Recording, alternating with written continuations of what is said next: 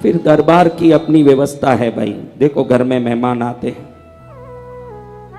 आपका बेटा आया, बेटे के लिए भोजन दूध सब व्यवस्था होगा। भाई आया, भाई के हिसाब से होगा।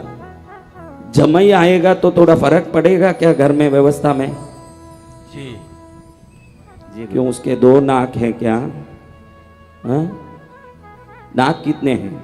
एक ही। एक। आंख तीन है क्या? नहीं नहीं भगवान। या शिव जी तुम्हारे जमाई बन गए हैं? देखो ध्यान रखो, स्थान के हिसाब से, व्यक्ति के हिसाब से ही हमारा उनके साथ संबंध होता है। जी जितना बड़ा मेहमान आएगा उतनी ज्यादा खातिरदारी होगी, होगा ना? जी भगवान। पक्का है? तो ध्यान रखो, जैसे व्यक्ति हैं वैसी खातिरदारी है, तो जैसे तीर्थ में आए हो वैसी भक्ति भी होनी चाहिए। जय जय गुरुदेव। दरबार हजारों है, ऐसा दरबार कहाँ। क्या यहाँ ज्यादा लाइटें लगी है इसलिए विशेष है? ये अंधेरे में रहेगा तो भी विशेष है। यहाँ की विशेषता इन बिजली करंट की रोशनी से नहीं है, भगवती की रोशनी से है। ये बिजली करंट की रोशनी से यहाँ की कोई उजाला नहीं है, ये तो कोई भी करा सकता है। माँ के दरबार की नूर उसके अंदर से निकलने वाली ममता की नूर है, ध्यान रखना। ये नूर कभी बुझे नहीं, ये कब बुझ जाए अगर हम लोग। देखिए अभी 3 दिन में, आपको बता दूं, 3 दिन में, मात्र 3 दिन में 3500 लीटर डीजल चले गया है। अगर नहीं डालेंगे तो क्या ये जलेगा? नहीं भगवान। लेकिन अखंड दीप जहां है वो है भगवती का दिल, और वहां से वो दीप इसलिए अखंड जलता है, वो अपनी ममता से युगों युगों से युगों युगों तक आपकी रक्षा की चिंता करती है। जय जय गुरुदेव। जो मिलता प्यार यहाँ ऐसा मिलता प्यार कहाँ। दरबार हजारों है, ऐसा दरबार कहाँ। दरबार हजारों है, ऐसा दरबार कहाँ। अब एक बात बताऊं आपको कि कई लोगों को जिंदगी भर समझ नहीं आता, अच्छी जगह जाके भी अच्छाई पा नहीं पाते। जिंदगी भर ऐसा हो जाता है। अच्छी जगह जाना काफी नहीं है महाराज। गंगा तट पर कितने लोग घूमते हैं, सब क्या डुबकी लगाते हैं? बोलो, सब डुबकी लगाते हैं? नहीं गुरु। हाँ, आश्रमों के पास कितने लोग रहते हैं, क्या सब चेले बन पाते हैं? हाँ, नहीं बन पाते हैं? नहीं गुरु। इधर लिखा होना चाहिए। हमारे राजेश्वरानंद सरस्वती जी महाराज के बारे में कोई नाम सुना हो तो हाथ ऊंचा करें। राजेश्वरानंद सरस्वती महाराज बड़े सुंदर कथा करते थे, कोई एक भी नहीं जानते हो, बड़े विख्यात संत थे। स्वर्गीय राजेश्वरानंद जी महाराज बड़े विख्यात संत थे। ये कथा कहते थे, अचानक मुझे याद आई ये कथा, आपको बताऊं कि हम कितने अज्ञानी हैं। ये अच्छी जगह मिल गई, कितना % फायदा आपने उठाया होगा बताओ? हाँ, आपको एक बात पूछूं, यहाँ हाथ में हाथ दिल पर रखो, फिर सच बोलना। आपका मुंह माँ का गुणगान ज्यादा कर रहा है कि भोजन में क्या क्या आइटम है इसकी बातें कर रहा, आप बताओ? हाँ, ध्यान रखना, अच्छी जगहों में आना काफी नहीं है, अच्छी बातें दिल में आनी चाहिए। एक पंडित जी थे, पंडित जी काशी में 12 वर्ष तक शिक्षा लिए, तर्क, मीमांसा, न्याय, पुराण बहुत सीखा। काशी विद्वानों की नगरी है, पर काशी में ही आज तक बड़े बड़े जो विद्वान हुए काशी से होके आए हैं। पंडित जी काशी में 12 वर्ष रहे तो वहां भागवत का भी अभ्यास लिया। जितने भी कथा करते हैं ना, पहले अभ्यास लेते हैं फिर कथा करते हैं। मैं एक ही हूं, किसी अभ्यास को नहीं लिया, यथासंभव कोशिश करता हूं कि कुछ बोलूं। मैंने कहीं सीखा नहीं है, मैं कहीं बैठ के कोई ज्ञान लेके आया हुआ नहीं हूं, अनाड़ी हूं, अज्ञानी हूं, इसीलिए आपके साथ जल्दी से जुड़ जाता हूं। हाँ, जय जय गुरुदेव। अभी आप ध्यान रखिए, पंडित जी काशी में 12 वर्ष न्याय, मीमांसा, तर्क, पुराण आदि सीखे, भागवत भी सीखा साथ में, क्योंकि न्याय, तर्क आदि तो विशेष प्रसंग पर काम आएगा, बाकी तो ये भागवत आदि रोजी रोटी के लिए पंडित जी को काम आएगा, ऐसा सोच के खूब सीखा पंडित जी ने। कथा वथा सीखी, 12 वर्ष पूरा हुआ। गुरु ने कहा बेटा तू सब सीख लिया, अब घर जा सकता है। पंडित जी सोचे कि चलो घर जाते हैं, 12 वर्ष तक सब सीखा, अब घर में जाना पड़ेगा, रोटी पानी की व्यवस्था अपने परिवार के लिए, घर के लिए सब करना। पंडित जी अपने जितने भी अभ्यास की पोथियां थी, जो कथा का भागवत का पोथी था, अपना पंचपात्र, अपना कमंडल,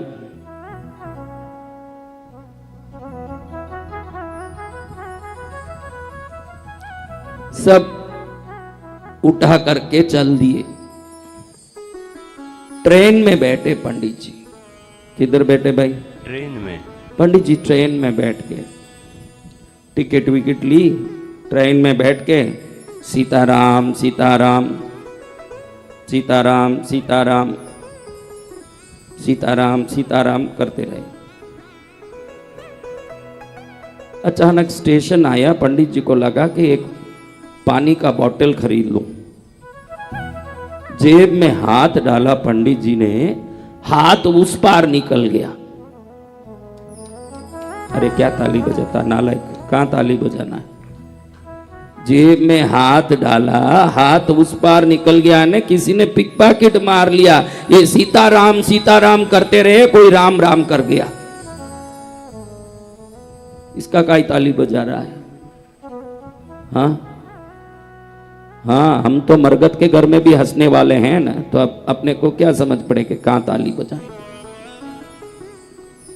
अब पंडित जी हाय हाय करते रह गए। अरे टिकट भी गया।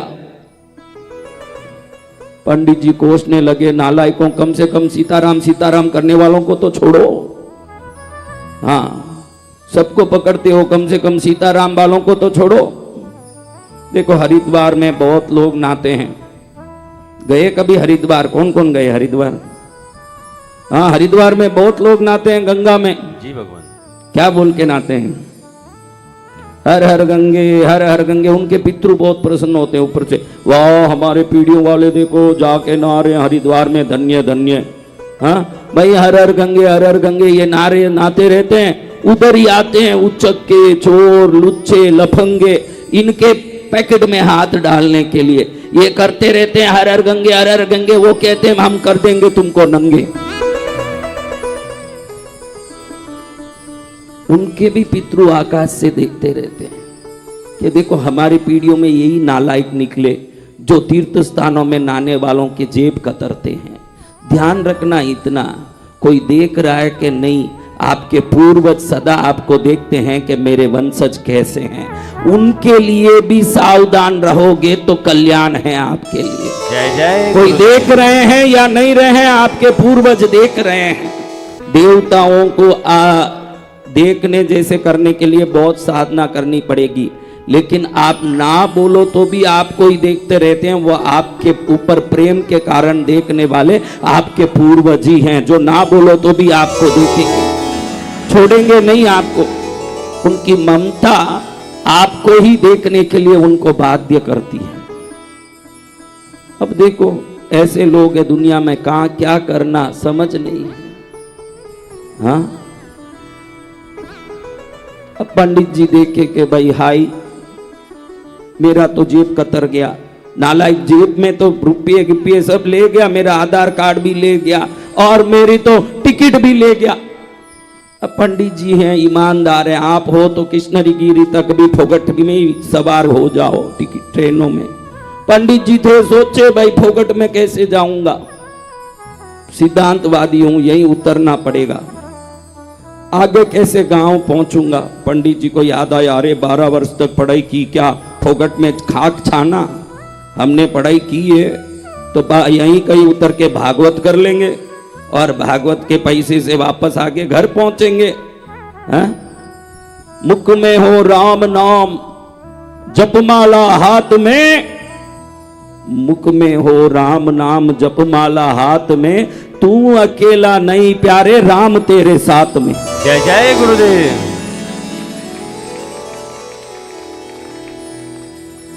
चलने लगे पंडित जी, ट्रेन से उतर गए, पटरी के उस पार गए, दूर कोई गांव दिख रहा था, 3 मील दूर पैदल पैदल चले पंडित जी, हाथ में कमंडल, पंचपात्र, पोतियां, भागवत, चंदन की डिब्बी सब लेके, कपड़ा गिपड़ा थैली सब लेके, हाई रे मेरे जेब कतर दिए, हाई मेरे जेब कतर दिए। देख रहे हैं कि किसी गांव में जाऊं और गांव जाके कुछ व्यवस्था करूं, एक भागवत कर लूं तो भागवत से कुछ तो हो जाएगा व्यवस्था, फिर चले जाऊंगा। दूर गांव दिख रहा था, गांव में गए, गांव में पूछे कि पुरोहित जी का घर कहाँ है, क्योंकि जात जात को पहचानता है ना, जात जात से प्रसन्न होता है। पंडित जी ने सोचा कि मैं जाके पहले ये गांव के पुरोहित को मिल लूंगा, फिर उनको कहूंगा कि गांव के पटेल से एक भागवत करा दें। तो उधर पहुंचे, पुरोहित जी बैठे हैं, शिका तो रखी हुई है, तिलक भी लगी हुई है, देखते ही पहचान गए गांव के पुरोहित यही हैं। इधर कौन है, हलचल करते हैं, क्या हलचल है भाई, क्या हलचल है, कौन है यहां बाउंसर, इधर कौन है भाई,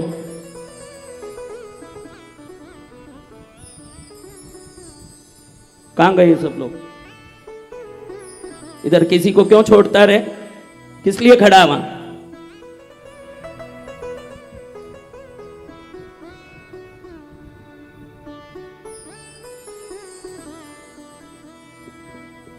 पुरोहित जी को हाथ जोड़ के कहा, राम राम। पुरोहित जी, हाँ राम राम। इन्होंने सोचा इनके पास तो मेरा कुछ प्रभाव ही नहीं पड़ रहा है, तो तुरंत सोचा कुछ बोलूं। काशी से आया हूं। अरे बाढ़ से आओ, मेरे को क्या लेना देना। पंडित जी समझ गए ये नालायकी है, इसको कैसे रिझाऊं। तो इन्होंने अस्त्र उठाया जात का। आज पूरा राजनीति जात की चल रही है, ध्यान रखना। ये भारत में जितना जो नाटक चल रहा है, मैं हिंदू हूँ, तू मुसलमान है, मैं ईसाई हूँ, तू राजपूत है, तू पटेल है, तू ब्राह्मण है, इसी की राजनीति चल रही है। अगर आप अपनी नीति को न्याय नीति बना लोगे तो कभी सफल हो जाओगे, राजनीति से सफल नहीं होगे। जो राजनीति करते हैं ना, ये नेता हैं, इनको वोट के लिए 1000 राजनीति करनी पड़ेगी, अच्छे को बुरा, बुरे को अच्छा बताना पड़ेगा। हाँ, लड्डू की राजनीति करेंगे, पेड़े की भी राजनीति हो चुकी है, अब आगे किसकी राजनीति होगी राम जाने। तो हम सबको उसमें नहीं पड़ना है। आप पहले अपने घर को देखो, और आपका घर सुधर रहा हो उस काम का करो। दुनियादारी के लफड़े में हमें कुछ नहीं पड़ा है, हम अपने काम में लगे रहें।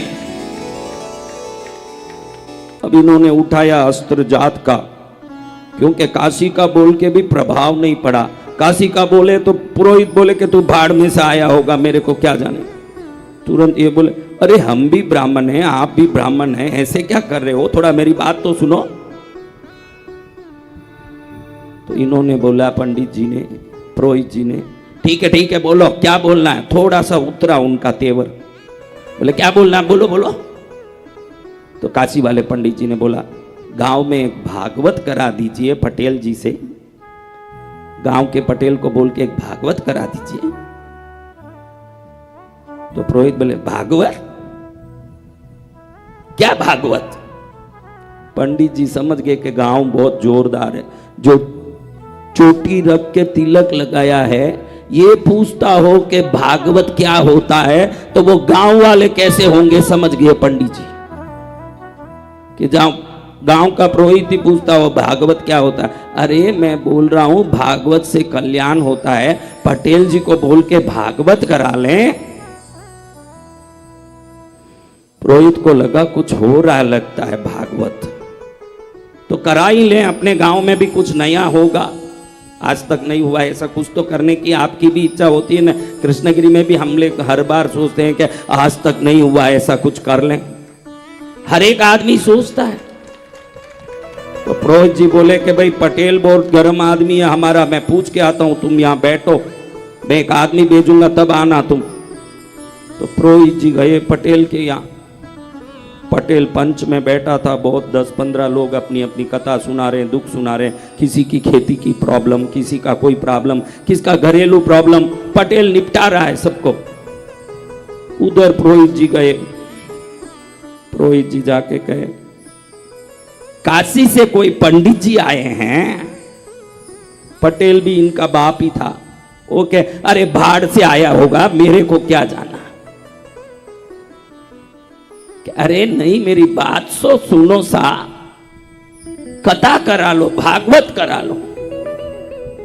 अरे भागवत, भागवत से क्या है, खेती बाड़ी का टाइम है, कटाई हो रही है, सब कटाई में लगे हैं, ये थोड़ा पंच निपटा के मैं भी जाऊंगा, क्या करने का है, कोई भागवत आगवत नहीं, जाओ आप अपने काम में लगो। चले आए भागवत भागवत, जाओ। पुरोहित का मुंह छोटा हो गया, ऐसे मुड़ने लगा। इतने में पटेल जी के नाती पोते सब वहां आ गए। नाती पोते सुन लिए भागवत भागवत। नाती पोतों ने समझा कि कोई भागवत यानी जादू दिखाते होंगे, कोई सर्कस दिखाते होंगे, कल जो रंजीत नायक दिखा रहा था ना, कुछ निकालते होंगे कुछ अंदर से। तो नाती पोते दादा दादा भागवत कराओ, हमको भागवत देखना है, भागवत देखना है। इतने में तो पुरोहित जी को मन में ही आ गया था कि जरूर ये करा के ही रहेगा, कैसे भी बुला लें पंडित जी को। इधर बात चल ही रही थी ना, उधर पंडित जी को बुला लिया। पंडित जी आ रहे हैं और नाती पोते कह रहे हैं अरे हमको भागवत देखना है, हमको भागवत देखना, दादाजी भागवत दिखा दो ना, हमको थोड़ा भागवत दिखा दो। पंडित जी सुन ही रहे, भागवत दिखावे, अरे भागवत सुनने की बात है कि दिखाने की बात है, भागवत दिखाए, अब भागवत कैसे दिखाएं। पंडित जी विचार में पड़ गए कि भागवत कैसे दिखाऊंगा मैं, मूर्खों का ही गांव लग रहा है, देखूं कुछ, क्योंकि अभी 2 दिन से यूं फिरते टलते भूखे मर रहे हैं, कोई पानी का भी पूछने वाला नहीं। पुरोहित जी के घर भी गए तो व्यवहारिक है कि भाई आपका जातीय आदमी आए तो आइए, बैठिए, पानी पीजिए, कुछ लीजिए, कुछ तो पूछा जाता, कुछ नहीं पूछा, सीधा ही धूप में धक्का मार के बाहर बैठाया ना, अब सीधा यहाँ बुलाया, भूखे मर रहे हैं, सोचे कुछ भी करके 2 रुपया लेके जाएंगे तो गाड़ी पार पड़ेगी। पंडित जी वहां खड़े, नाते पोती को समझाया, भाई दादाजी पटेल जी, अरे बेटो गुपचुप, यहाँ बहुत काम है, कौन कराए, कौन भागवत देखे, अरे हम देखेंगे भागवत, हम देखेंगे। बच्चे दादाजी दादाजी, दादाजी का दिल तो पोते पर होता ही है, क्योंकि मूल से भी ब्याज प्यारा होता है। तो तुरंत मन में लगा पोतों को भागवत दिखा दें। तो पंडित जी को, पंडित जी कहां से आए हो? काशी से महाराज। काशी से? कैसा भागवत दिखाते हो? अब इनको समझ नहीं आया कि इसको क्या बोलूं, ये तो है ही मूर्ख, कौन सा भागवत दिखाऊं। भागवत तो वो 18 अध्याय है जिसको सुने तो 1800 करोड़ जन्मों का पाप टल जाए।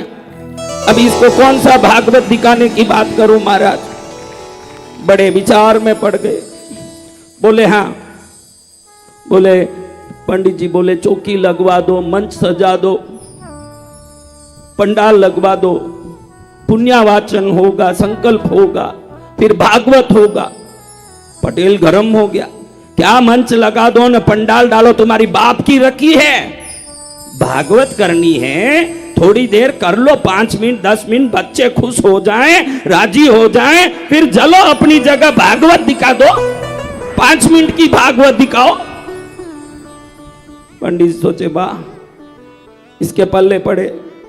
तो पंडित जी कहे कोई बात नहीं, मंच नहीं, कोई नहीं, पंडाल नहीं, हम ऐसे ही थोड़ा सा अपवित्र पवित्र होगा सर्वावस्थाम गतो पीवा, थोड़ा पानी छांट लेंगे, तिलक लगा लेंगे, ऐसे ही बैठ जाएंगे यहीं पत्ती खोल के जो भी है। इतने में पटेल ने बोला मैं आ रहा हूं, थोड़ी देर में बैठ के तैयारी कर लो, भागवत शुरू हो जाना, जाना मत, सावधान। अब पंडित जी तो फंस गए। ये तो 4 आदमी लगा के गया कि पंडित जी भागवत करे, ध्यान रखना। अब उधर जो पंचायत में आए थे पटेल तो खाने गया। इतने में जो 10 लोग बैठ के फैसले के लिए बैठे थे ना, वो सोचे कि भाई भागवत दिखा रहा, हम भी देखें। पंडित जी देखे कि 10 लोग तो हैं, इनको ही थोड़ा भागवत सुना दूं। तो पंडित जी ने पोथी उठाई, जो पटेल बैठा था वो शीला, उसी पर आसन बिछा दिया, उसी पर बैठ गए। पंडित जी को मालूम नहीं कि थोड़ी देर में वो यहीं आके बैठने वाला है, वो खाने के बाद यहीं आने वाला है और यहीं बैठेगा। पंडित जी वहां आसन बिछा दिए, उस पर बैठ गए, पोथी को अपनी तट्टी पर रख ली, ऐसे रख के मंगलम पुंडरीकाक्ष मंगलम गरुड़ध्वज ऐसे करने लगे, शुरू किया। इतने में पटेल खा के आया, ऐसे करते पहुंचा।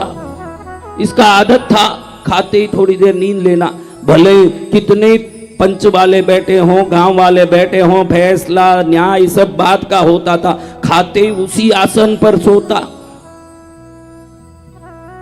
अब सीधा आया, देखा नहीं, वो तो ऐसे अध नींद में खा पी के आया, पंडित जी के जांग पर सिर रख के सो गया।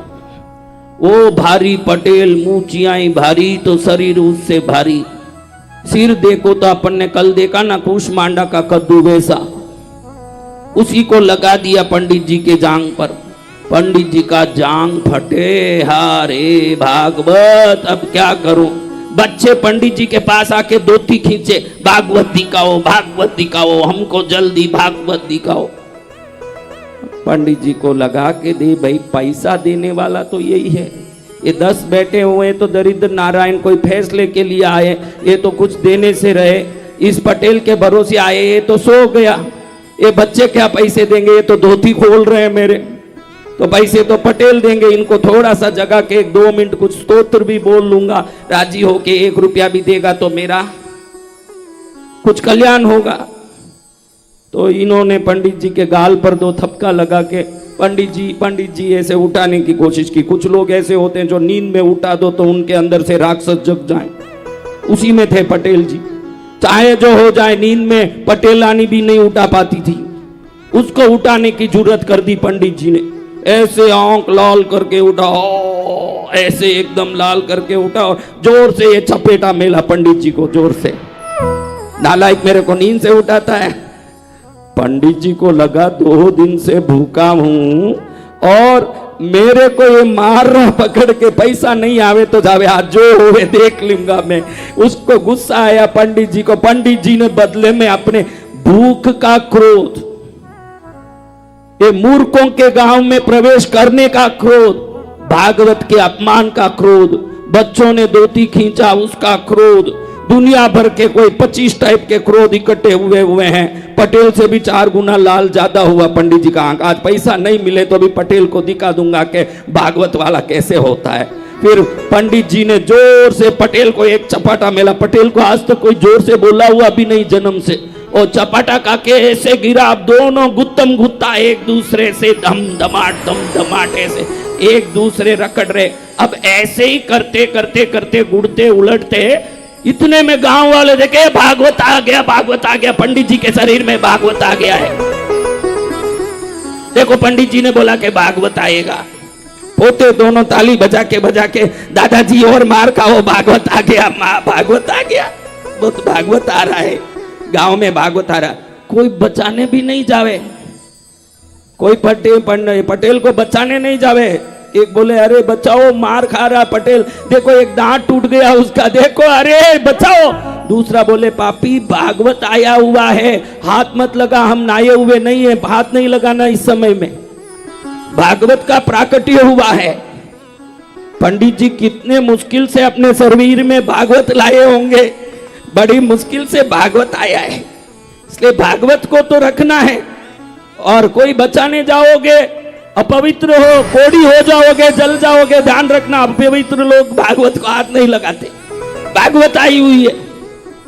वे ऐसे गुत्तम गुत्ता मारा मारी करे। गांवों में दान रखने के लिए बड़ा खड्डा होता है, 15 फुट का, 10 फुट का। पटेल और ये यूं गुड़ेन पुड़ेन डक्का मरेन जाके दोनों खड्डे में पड़े। अब खड्डे में पड़ते ही पंडित जी को लगा कि आज तो मजा मिला, क्योंकि पढ़ते समय पटेल नीचे पड़ गया, पंडित जी ऊपर बैठ गए। जैसे ही पंडित जी ऊपर बैठे, देखो दम दम गुत्ता गुत्ता मारे पटेल को जोर जोर से, भागवत भागवत भागवत। पंडित जी को लगा मूर्खों को ज्ञान दूं, थोड़ा भागवत कैसे होता है दिखा देता हूं। मेरे को मारा चपेटा, मैं भी कम नहीं हूं। खूब जोर से पकड़ के मारा। अब बाहर से देखो तो पटेल की पत्नी, पटेल की बहन, बच्चे सब देखे के भाई भागवत बहुत उग्र का आया है,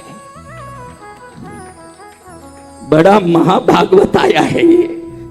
कुछ भी करो, कुछ भी दक्षिणा रखो चरण में, लेकिन भागवत से पटेल जी का छुटकारा कराओ। ऊपर एक दांत टूटा, अंदर 2 दांत टूटे। अभी 29 दांत ये कहीं पूरा नहीं निकाल दें। अगर दांत निकले तो लगा दें, लेकिन प्राण बचे तो अच्छा है। पटेल की बहन आके बोलने लगी, भागवत भागवत, थोड़ा पटेल जी पर दया करो। आप हमारे गांव में दर्शन दिए, धन्य हुआ भागवत। हम सब गांव वालों के यहाँ भागवत का आज दर्शन हुआ, आशीर्वाद दो। इतने में पटेल की पत्नी आई। भागवत महारानी फोड़ दियो मारो सुहाग ने बिंदुरी सिरानी, थोड़ो संभालो मारो चुंदड़ी रानी। हाथ जोड़ने लगी। पंडित जी देखे कि मूर्खों के गांव में आए हैं, तो या तो ये मूर्ख मुझे फजीती करते, या तो मैं इन मूर्खों की फजीती करूं। पंडित जी को देख के पटेल की पत्नी कहे कि भाई चाहे तो हमारे पास जितने भैंस और गाय है सब ले लो तुम भागवत महारानी, लेकिन पटेल जी को छोड़ दो महारानी। अब हम तो देखे कि भाई हमारे गांव में चंडी का मंदिर है, चामुंडी का मंदिर है, उस मंदिर की देवी कोई बलवान मानते थे। आज गांव वालों ने देखा कि भागवत बलवान है।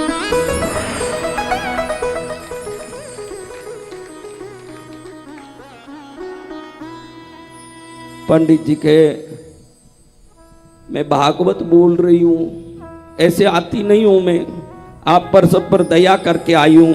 सब गांव वालों को हरेक को 10-10 दक्षिणा देनी पड़ेगी, जितने गांव वाले हो, नहीं तो हरेक के ऊपर चढ़ूंगी मैं आज से जाके गांव में।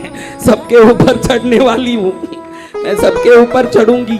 और खास करके पटेल जी को 5000 देना पड़ेगा, क्योंकि पहली चढ़ाई इन पर ही हुई है मेरी। पहली चढ़ाई का 5000 होता है मेरा, बाकी सब पर चढ़ाई करने का 10-10 लेती हूं मैं। गांव वाले के हाई भागवत रानी हम पर मत चढ़ना, 3 दांत तो इसके टूट गए, दांत बंधवाने के 10,000 लगेंगे। अच्छा हुआ कि तुम इन्हीं पर चढ़ी। सब गांव वाले 10-10 एक जो गांव वाले उधर नहीं थे उनको भी जाके सब बुला के लाए। हर एक आदमी खड्डे में 10-10 डालें, 10-10 डालें। इतने में पटेल की पत्नी आओ देखी न ताओ, गई तिजोरी में नोट खींचा, 5,000 है कि 10,000 कुछ नहीं गिना, फट ला के डाला। भाई पटेल जी पर मत चढ़, अब उतर जा पटेल जी की से उतर जा। अब देखा पंडित जी ने कि बड़ा काम हुआ यहाँ। अभी 5 साल तक कोई भागवत करने की जरूरत नहीं है अपने को। तो पूरा पैसा लेके थैली में भर लिए, और थैली में भरने के बाद पंडित जी ने सोचा कि जाते समय भागवत का और एक छोटा सा आशीर्वाद देके जाए पटेल जी को। और एक जोर से चपाटा मार के बोले, देख पहली चढ़ाई का अंतिम मार है, वापस चढ़ना है क्या तेरे ऊपर? मैं भागवत जहाँ चढ़ती हूँ 3 बार चढ़ती हूँ, 3 बार चढ़ूंगी। ओके नहीं महाराज, और कुछ लेना तो लो, ये पहली चढ़ाई बहुत हो गई मेरे लिए। पटेल ने कभी खाया नहीं था, खूब खाया। फिर पंडित जी बोले सीडी लाओ, सीडी लाओ, सीडी लाओ। अब सीडी डाले कौन? सोचे कि सीडी डालूं न, सीडी पकड़ के हमारे ऊपर चढ़ाई नहीं करते भागवत। भागवत ने कहा है कि हम गांव में सब पर चढ़ाई करते हैं, एक एक करके हर एक पर चढ़ेंगे। 10 तो डाल दिया, फिर क्या पता भागवत को कोई इच्छा आ जाए न किसी पर चढ़ जाए। तो दूर से ही सीढ़ी डाली नीचे, और सीढ़ी पकड़ के भागवत ऊपर चढ़ा। भागवत ऊपर चढ़ के बाहर आया। पटेलानी की पत्नी भागवत के चरण में पड़ के प्रणाम करके कहा, मेरी सिंदूर बचा दी भागवत रानी, तेरे को कोटि कोटि नमन, मेरा सिंदूर बचा दी। इतने में पटेल हाय हाय करके अंदर पड़ा था, तो 4 जन नीचे उतर के पटेल को पकड़ के ऊपर लेके बैठा है। वो तो चल नहीं सकता था, अपने पंडित जी के भूख का अपमान का गुस्से का ऐसे गुस्से खाए थे कि पटेल हिले न डूले, बाहर आके गिरा। गांव वाले हाथ जोड़ के बोले, वाह पटेल वाह, जो घाव हुआ, जो दांत टूटा वो तो ठीक हो जाएगा, लेकिन अपने 25 गांव के पंच में किसी ने भागवत नहीं देखा, तूने देख लिया भाई पटेल। आज तक किसी ने ये भागवत नहीं देखा, तूने देखा और दिखा भी दिया। ऐसा भागवत। कहने का तात्पर्य यही है महाराज कि आप कुछ करते हो तो उसका अर्थ समझ के कर रहे हो कि नहीं, इसका थोड़ा सा ध्यान देने जैसा है। अगर अर्थ समझ नहीं आवे तो फिर तो भागवत देखने जैसी बात ही है, भागवत सुनने जैसी बात नहीं रहेगी। फिर भागवत कैसे होगा?